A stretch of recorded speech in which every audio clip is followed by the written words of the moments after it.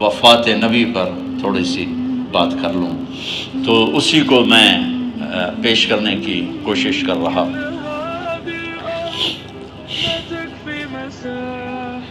تو 53 برس کی عمر میں آپ نے مکہ سے مدینہ کی ہجرت فرمائی اور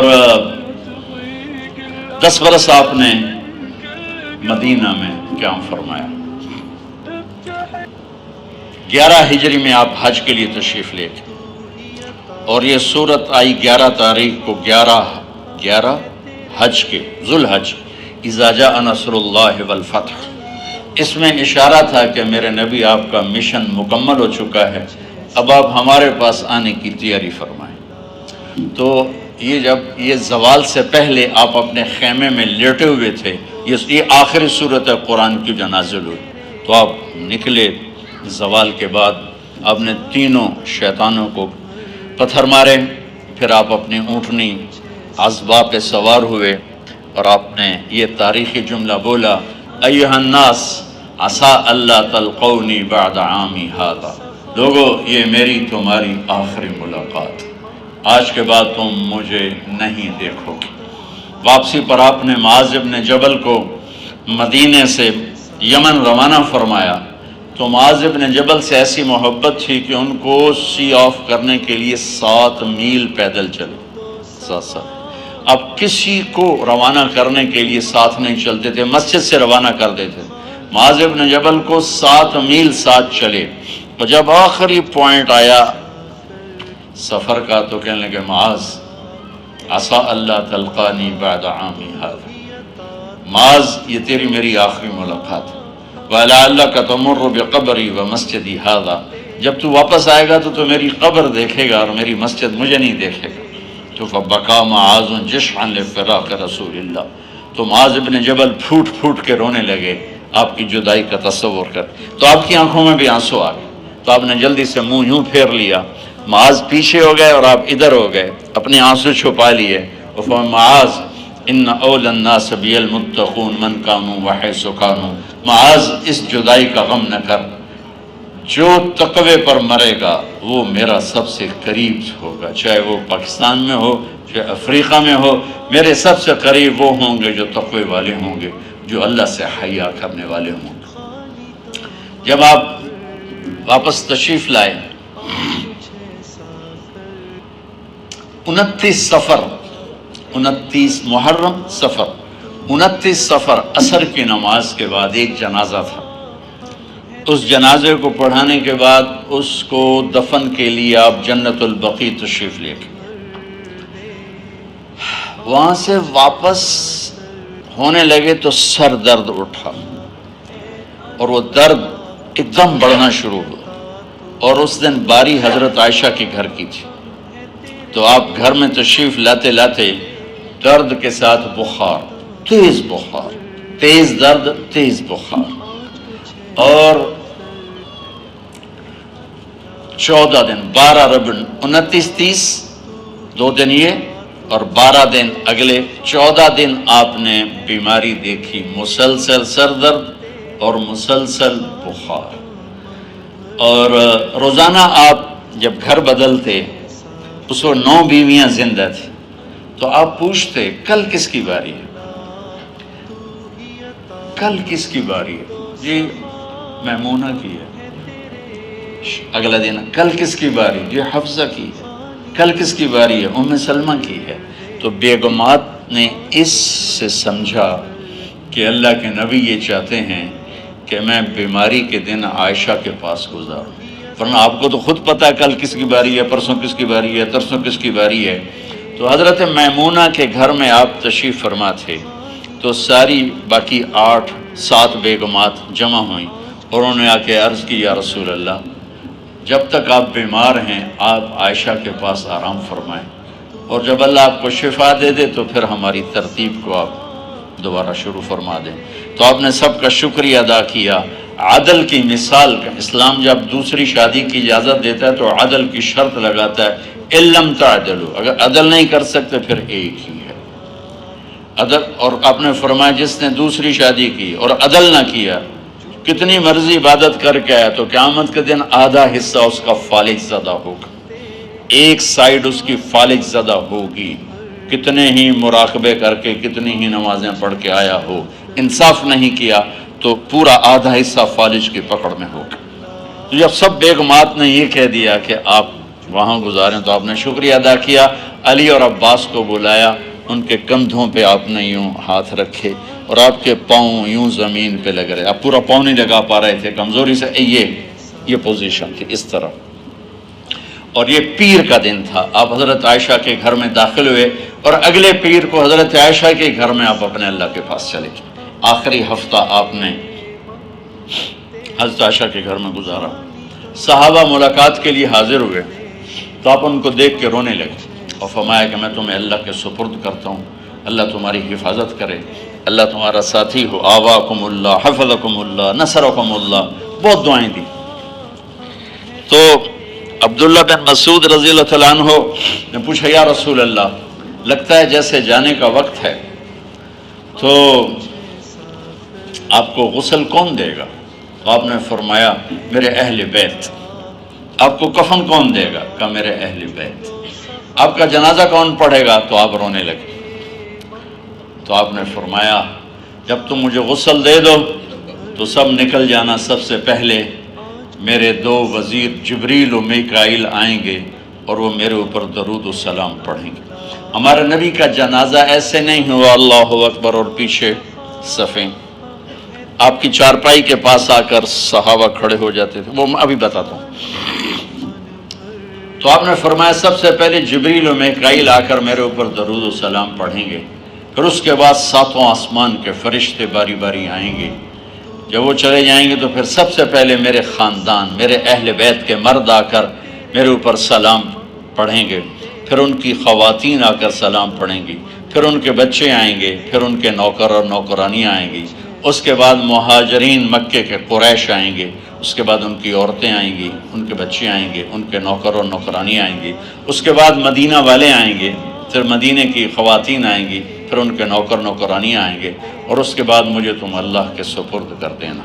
اور پھر آپ نے ایک عجب بات فرمائی جو کسی نبی نے نہیں فرمائی، فرمایا کہ میرے بعد میری آنے والی امت کو میرا سلام کہہ دینا، اور انہیں کہنا کہ ان کے بعد جو آئیں ان کو بھی میرا سلام کہہ دیں، اور اس طرح میرے سلام کو قیامت تک اللہ کے نبی نے پہنچایا کہ ہر آنے والی امت، ہر آنے والی نسل، اگلی نسل کو اس نبی کا سلام پہنچائے۔ آپ کے جانے میں 5 دن باقی تھے تو آپ نے فرمایا مجھے 7 کنوؤں کے پانی سے غسل کرواؤ۔ تو 7 کنوؤں سے پانی لایا گیا مشکیزوں میں بھر کے۔ تو حضرت عائشہ کے گھر میں کوئی ایسا ٹب نہیں تھا جس میں بیٹھ کے وہ آپ نہا سکتے، تو حضرت حفصہ کے گھر سے ٹب منگوایا گیا، آپ اس میں بیٹھے، تہمت باندھا ہوا تھا، کرتا اتارا، اور آپ پر 7 کنوؤں کا پانی ڈالا گیا، تھوڑا تھوڑا تھوڑا تھوڑا تھوڑا تھوڑا، تو اس سے بخار کی شدت کم ہوئی، اور آپ سر درد کی وجہ سے آپ نے ایسے پٹی باندھی سرخ رنگ کی، اور اس کے بعد حضرت علی اور فضل بن عباس کے کندھوں کا آسرا لے کر آپ مسجد میں تشریف لائے، اور آپ ممبر پر بیٹھے، اور آپ نے فرمایا لوگوں میرے جانے کا وقت آ چکا ہے، میں نے کسی پر زیادتی کی ہو، کسی کو تھپڑ مارا ہو، کسی کو چھڑی ماری ہو، کسی کا حق دبایا ہو، تو میں اپنی جان کے ساتھ، مال کے ساتھ حاضر ہوں، مجھ سے یہی بدلہ لے لو، آخرت میں میرے خلاف کوئی دعویٰ نہ کرنا، میں آخرت کے حساب کو برداشت نہیں کر سکتا۔ جن کے طفیل لوگوں کا حساب معاف ہوگا، جن کے طفیل، جن کی شفاعت پر لوگ بے حساب جنت میں جائیں گے، وہ روتے ہوئے فرما رہے ہیں کہ میں آخرت کے حساب کو نہیں دے سکتا۔ تو سارے صحابہ رونے لگے، لیکن آپ اپنی بات کو دہراتے رہے، کوئی بھی نہیں اٹھا۔ تو آپ نے ظہر کی نماز پڑھائی، ظہر کے بعد پھر ممبر پر آئے اور فرمایا کہ لوگوں یہیں مجھ سے حساب کتاب کر لو، آگے نہ کرنا، بتاؤ میں نے کسی کا کوئی حق دینا۔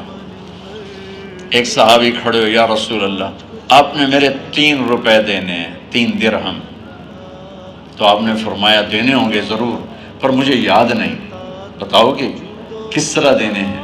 کہ یا رسول اللہ آپ کے پاس سائل آیا تھا، آپ سے مانگا، آپ کے پاس تھے نہیں، تو آپ نے مجھ سے کہا تیرے پاس کچھ ہیں؟ تو میرے پاس 3 درہم تھے، تو آپ نے فرمایا تو دے دے، میں بعد میں ادا کر دوں گا۔ تو ہاں یاد آ گیا، میرے نبی کے گھر میں تو تیل نہیں تھا، ایک چھٹانگ جس سے چراغ جلتا، پیسہ کہاں سے آتا؟ تو آپ کے سامنے آپ کے کزن فضل بن عباس کھڑے تھے، آپ نے فرمایا فضل میرا قرضہ ذمے لیتے؟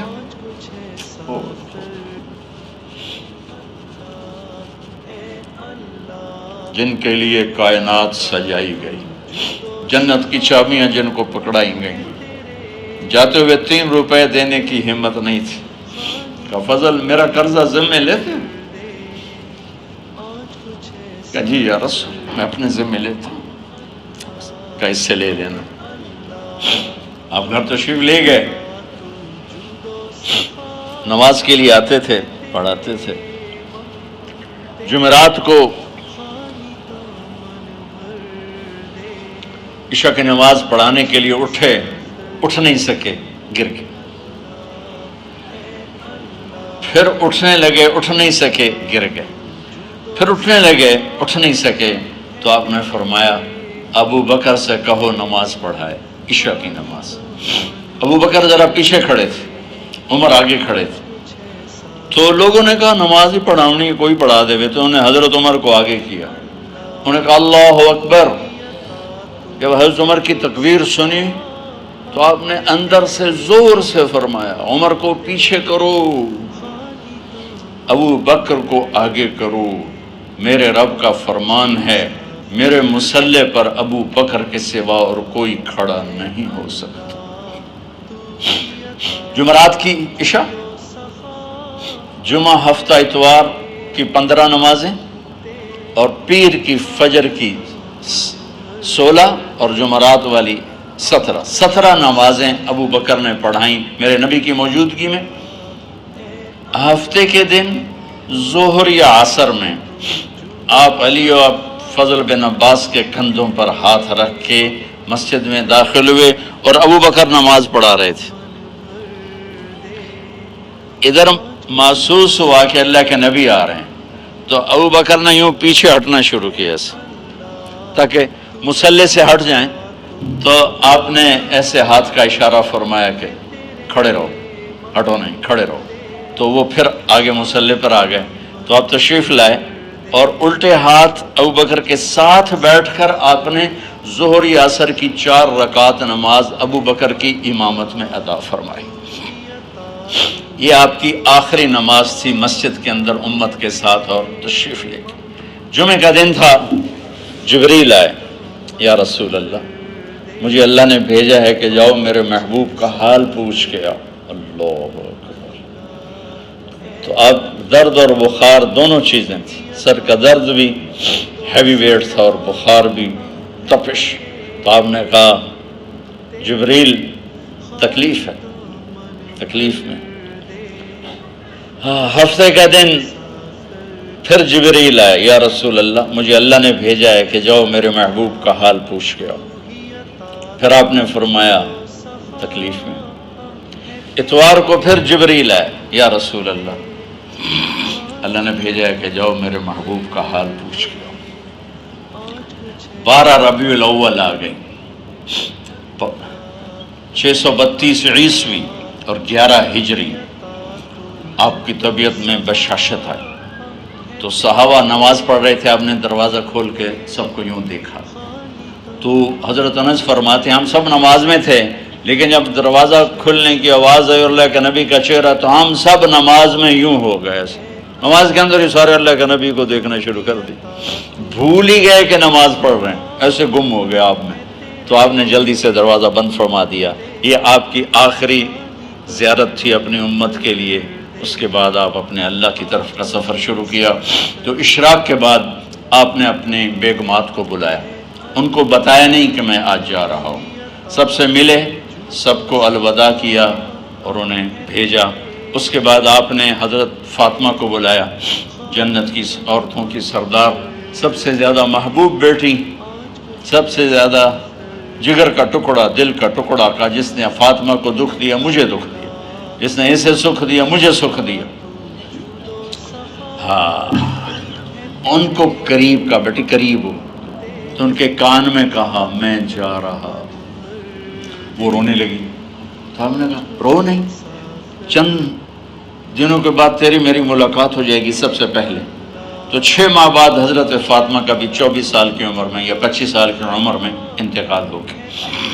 ان کو رخصت فرمایا، پھر آپ نے داماد مولا علی کو بلایا، ان کا سر اپنی گود میں رکھا اور ان کے سر پہ اور کمر پہ ہاتھ پھیرتے رہے اور ان کو دعائیں دیتے رہے۔ آہستہ آہستہ تھی، آواز اونچی نہیں تھی، پست آواز تھی، اور یوں سر پہ کمر پہ، سر پہ کمر پہ، اور دعائیں دے رہے۔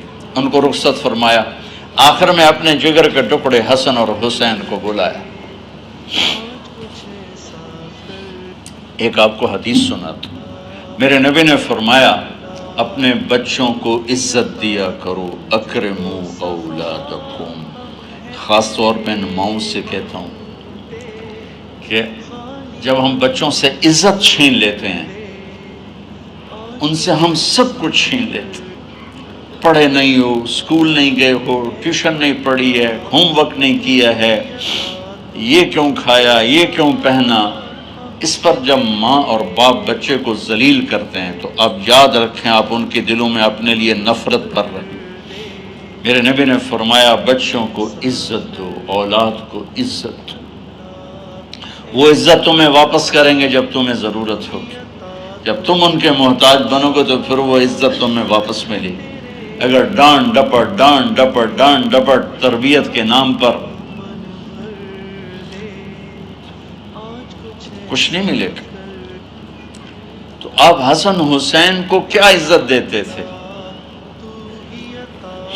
آپ نماز پڑھا رہے ہیں، نماز ہے مسجد کے اندر، گھر میں نہیں ہے، اور آپ سجدے میں گئے، دونوں بھائی کود کے کمر پہ چڑھ گئے۔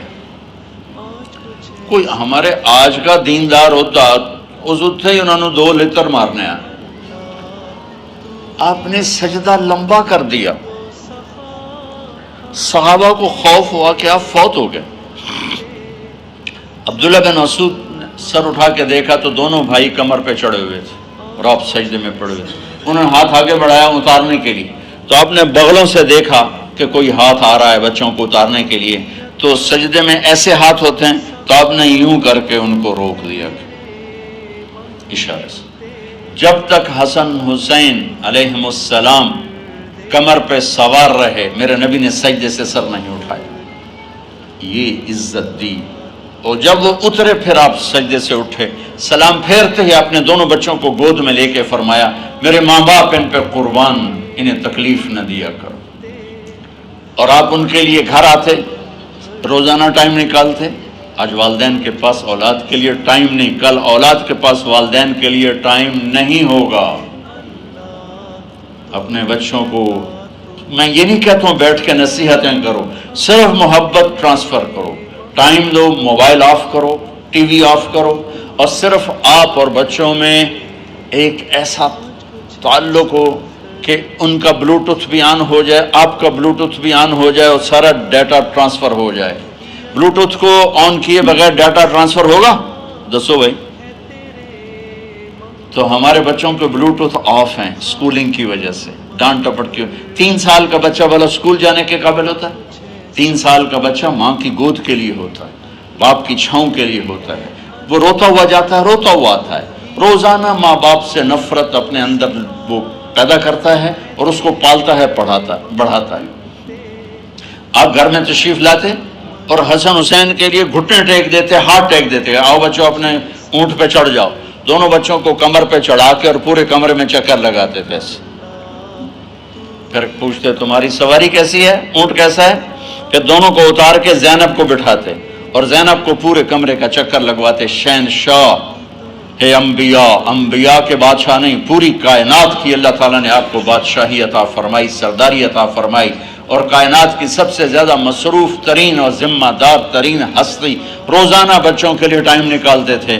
ادھر چھوٹا سا تاجر کہتا ہے ٹائم کوئی نہیں، یا مائیں کہتی ہیں ٹائم کوئی نہیں۔ ہائے ہائے ہائے، جگر کے ٹکڑوں کو بلایا، جو ہی سینے سے لگایا آنسو شروع ہو گئے۔